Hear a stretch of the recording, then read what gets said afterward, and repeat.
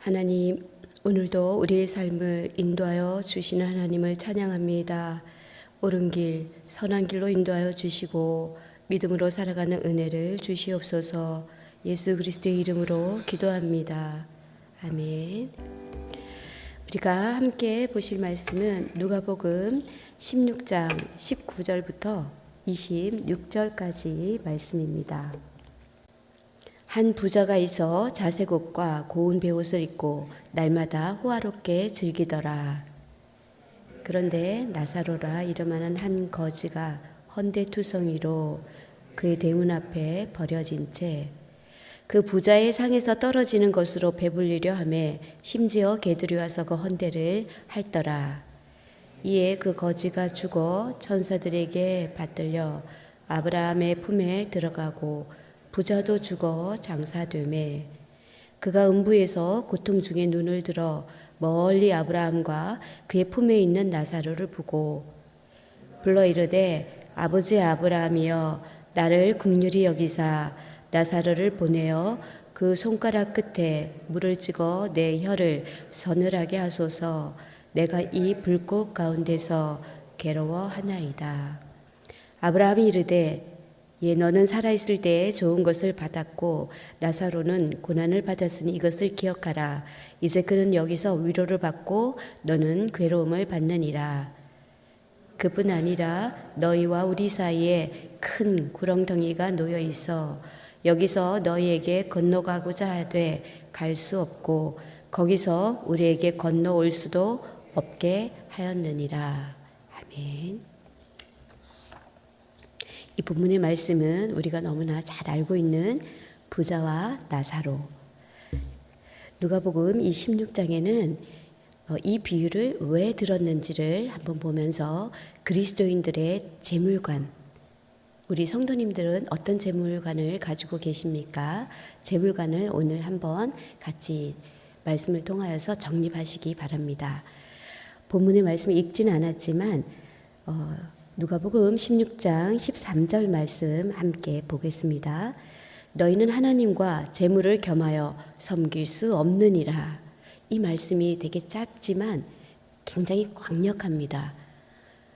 이 일을 해야 되나 말아야 되나 할 때 하나님이 주시는 말씀이 누가복음 16장 13절 말씀입니다. 우리는 하나님과 재물을 겸하여 섬길 수 없다.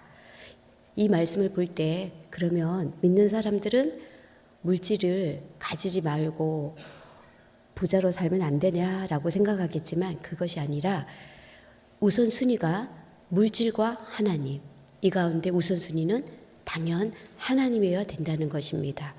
그래서 무슨 일을 하든 때로는 경제적인 손실을 좀 보더라도 우리는 1번이 하나님, 그 다음 물질은 따라오는 것, 그리고 두 번째가 물질. 이렇게 해서 딱 가치관을 정립하지 않으면 순간순간 우리가 또 놓칠 수가 있고 유혹에 넘어갈 수도 있습니다. 예수님은 그 당시 예수님을 따라다니는 사람들에게 너희는 하나님과 재물을 함께 섬길 수 없느니라 이 말씀을 했을 때 14절 말씀 한번 볼까요? 16장 14절을 보면 바리새인들은 돈을 좋아하는 자들이라 이 모든 것을 듣고 비웃거늘. 예수님이 이렇게 얘기하고 있는데 그 옆에서 바리새인들이 예수님을 보고 비웃었다는 거죠. 비웃으면서 저런 말도 안 되는 소리를 하고 있구나 라고 그렇게 하고 있을 때 예수님은 바리새인들의 그 고정관념, 그러면 그 당시 바리새인들은 어떤 고정관념을 가지고 있었냐면 부자가 하나님을 잘 믿어서 복을 받았고 가난한 자들은 복을 못 받았을 뿐 아니라 벌을 받아서 그렇다라는 유대인들의 그 물질관이 그 당시 그렇게 사람들의 마음에 확립이 되어 있기 때문에 예수님이 볼 때는 그건 아니었습니다. 그래서 그들의 교만함과 또 그들의 어리석음을 깨우쳐 주기 위해서 부자와 나사로, 어떻게 보면 약간 극단적이긴 하지만 이 비유를 들어서 너희는 잘못된 생각을 하고 있다. 바리새인들 그 부를 추구하는 그런 마음을 깨뜨리기 위해서 이 비유를 들었던 것입니다. 그러면 우리가 본문 내용을 한번 요약을 해봅니다. 부자는 지금 자색 옷을 입고 또 고운 베옷을 입고 매일 호화로운 삶을 즐겼습니다. 거지 나사로는 헌대를 핥으면서 부자의 대문 앞에 버려진 채 부자의 상에서 떨어지는 것으로 배를 채우고 개들이 또 그의 헌대를 핥았습니다. 그런데 두 사람은 모두 죽은 뒤에 나사로는 천사들에게 인도되어서 아브라함 품에 들어가 위로를 받았고 부자는 음부에서 불꽃 속에서 고통을 겪게 됩니다. 고통받는 부자는 아브라함에게 간청합니다. 나사로가 손가락의 끝에 물을 좀 찍어서 자기의 이 불에 뜨거우니까 갈증을 해소해 주기를 바라지만 그것은 불가능하다. 여기까지가 전체적인 내용의 요약입니다. 자, 우리는 이 비유를 보면서 조금은 굳이라는 생각이 들 수도 있고 그 당시 어떤 가치관으로 이들은 이렇게 또 예수님은 비유를 들었을까 한번 생각해 보시기 바랍니다. 당시는 토라와 탈무드에서 어떤 유대인들의 가치관이 굉장히 많이 형성이 되었지요. 물질적인 성공을 신의 축복으로 여기며 가난은 오히려 불행으로 인식되는 경우가 많았습니다.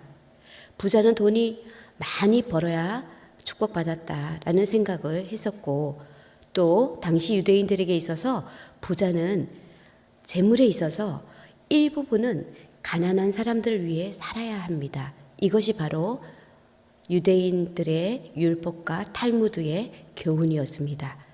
그런데 본문의 비유로 나오는 그 부자는 호화로운 삶을 살았지만 자기 집 앞에 있는 거지가 빈궁한 삶을 사는 것을 보고도 자신의 향락에 치우쳐서 돌보지 않았습니다. 이것이 이 부자의 결정적인 실수였습니다. 자, 그러면 우리가 생각할 때 돈을 많이 벌고 또 잘 저축해서 부자가 되는 것이 나쁜 건 아닙니다. 그러면 이 부자는 어떻게 해야 됩니까? 당시 율법과 탈무드의 교훈을 보아서도 부자는 자신이 있는 돈을 가지고 자기보다 좀 못한 가난하고 불쌍한 이웃을 도와야 되는 것이 바람직한 좋은 부자가 되는 것입니다. 그런데 내용을 보아서 자기는 호화로운 삶을 살았지만 자신의 앞에 버려진 채 거지가 헌대를 핥기까지 하고 있는 이 거지를 돌보지 않은 게 부자의 잘못이지요. 자, 그러면 나사로는 어떤 인물입니까? 나사로는 가난하고 불쌍한 사람이다. 가난한다는 것이 잘한 것은 아니지만 나사로의 이름을 자세히 보면 그 이름의 뜻이 있는데 하나님의 도우심을 입은 자, 이것이 바로 나사로의 이름의 뜻입니다. 나사로는 비록 돈이 없고 부자의 집에서 집 앞에 대문에서 버려진 채 있었고 부자의 상에서 떨어지는 걸 먹었지만 그에게는 믿음이 있었습니다. 하나님의 도우심을 입은 자로 그 믿음은 포기하지 않았다는 것을 상징적으로 말해주고 있습니다. 글을 쓸 때 죽은 다음에 두 사람의 운명은 극적으로 바뀌게 되죠. 부자는 참으로 살아있을 때는 좋은 것을 누리고 호화로운 삶을 살았지만 죽었을 때는 음부에 떨어지고요. 나사로는 현재의 삶은 참으로 비참하고 고통스러웠지만 또 죽어서는 위로를 받습니다. 그 비유를 아브라함의 품에 있다고라고 되어 있습니다. 그러면 왜 이런 비유를 들었을까도 생각해 볼 필요가 있겠지요. 고대 유대인들은 죽은 후에 의인들은 아브라함 품에서 위로를 받는다고 생각하고 있었습니다. 왜냐하면 아브라함은 믿음의 조상, 신앙의 조상. 그래서 우리가 생각하는 천국, 지금 우리는 천국을 어떻게 생각합니까? 우리는 천국 생각하면 딱 떠오르는 게 아픈 것도 없고 슬픔도 없고 거기 가면 가장 좋은 모습으로 예수님과 또 하나님을 찬양하며 천국에서는 우리는 요한계시록을 통해서 금보석, 은보석, 참으로 보석이 많은 아주 좋은 곳이라는 생각을 하고 우리는 있습니다마는 당시에 천국에는 아브라함 품에서 안겨서 함께 즐거워하는 곳으로 그렇게 생각을 하고 있었기 때문에 예수님은 이제 아브라함 품을 비유로 들었던 것입니다. 그래서 지금 예수님은 지금 이 비유를 들었던 이유가 바리새인들이 하나님과 재물을 겸하여 섬길 수 없다라고 예수님이 말하는 것을 비웃는 것을 보고 너희들 생각이 잘못되었다. 부자가 복받고 거지는 복을 못 받은 것이 아니라 하면서 부자와 나사로는 비유를 통해서 진짜 중요한 물질관을 얘기해 주고 있습니다. 돈이 많다고 해서 다 복을 받은 게 아니고 때로는 돈이 많아서 그것을 제대로 쓰지 못하고 자신의 유익만을 쓰고 살아가는 사람은 복이 아니라 그 복을 오히려 화로 여길 수 있다는 것이죠. 우리 여기 새벽에 오신 성도님들 돈 많으신 분 계시다면 잘 관리하시고 이웃을 위해서도 함께 쓰시기 바랍니다. 그렇게 할 때 그 부자가 하나님이 쓰시는 진정한 부자라는 것이죠. 근데 이 바리새인들은 부자는 복 받았고 저 가난하고 아무런 자기가 볼 때는 약자들 그런 사람들과 예수님이 그런 얘기를 하고 있으니 안타깝게 보는 그들에게 비유를 들어서 얘기를 하면서 예수님 볼 때 바리새인들은 얼마나 어리석었냐면 독사의 자식들아 라고 했습니다. 그 이유는 율법의 근본적인 정신은 모르고 잘못된 가치관을 가지고 있었기 때문입니다. 그러면 현대를 살아가는 우리는 어떤 물질관을 가지고 있어야 될까라고 우리는 생각을 해봅니다. 누가복음 16장 13절 말씀 너희는 하나님과 재물을 겸하여 섬길 수 없느니라. 이 말씀을 우리가 마음에 잘 새기고 첫 번째 나에게 하나님이 물질을 많이 주셨다. 그러면 이 물질로 본인도 잘 누리시고 그 다음에는 조금 남은 게 있으면 교회도 섬기고 가족도 섬기고 친척도 섬기고 이렇게 섬기는 사람은 하나님께서 그 물질을 마르지 않게 합니다.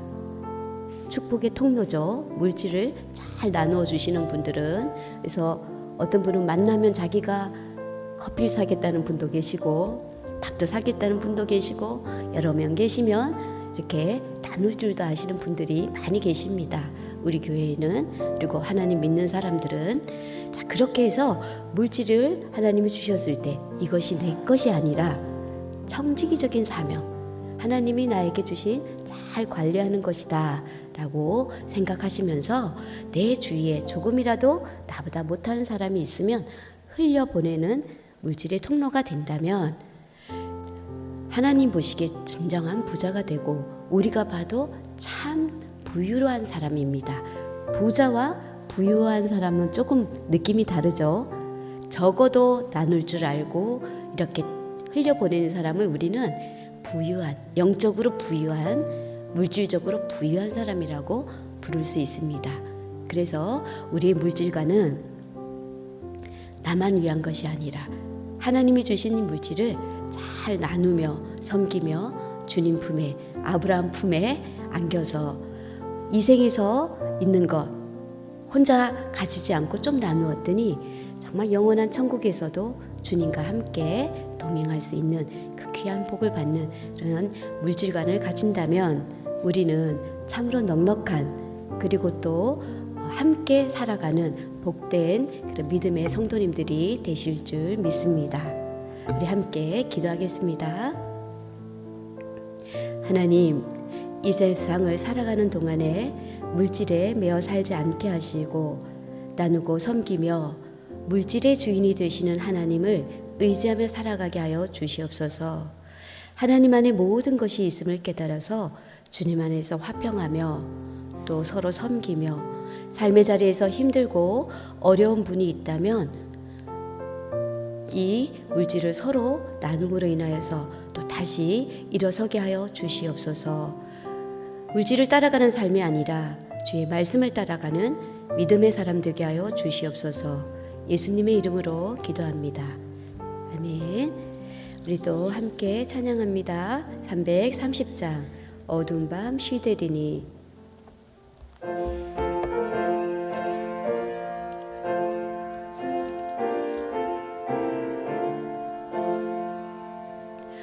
어두운 밤 쉬되리니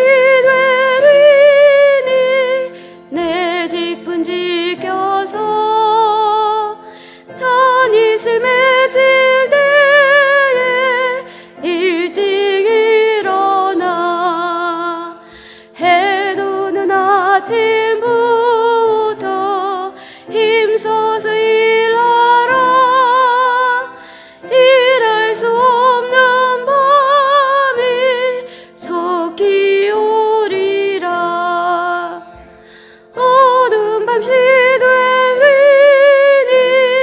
내 직분 지켜서 일할 때 일하면서 놀지 말아라. 낮에는 골몰하나 쉴 때도 했네. 일할 수 없는 밤이 속히 오리라.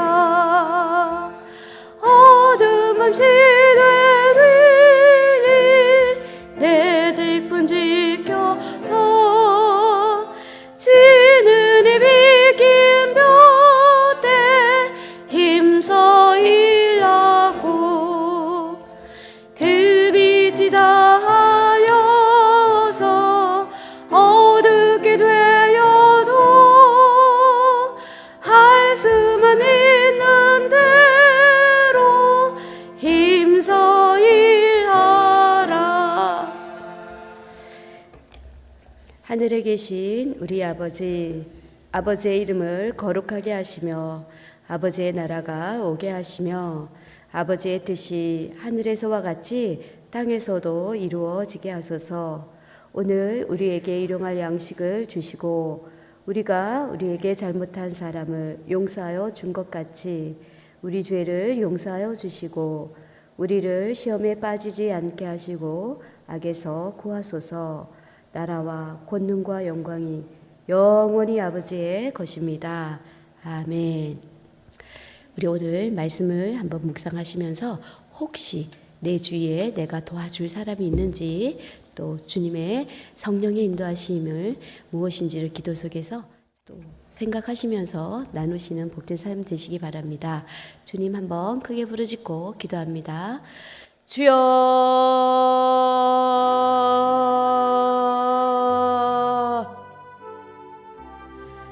할렐루야. 하나님 은혜를 감사합니다. 우리의 삶이 참으로 아버지 하나님이시여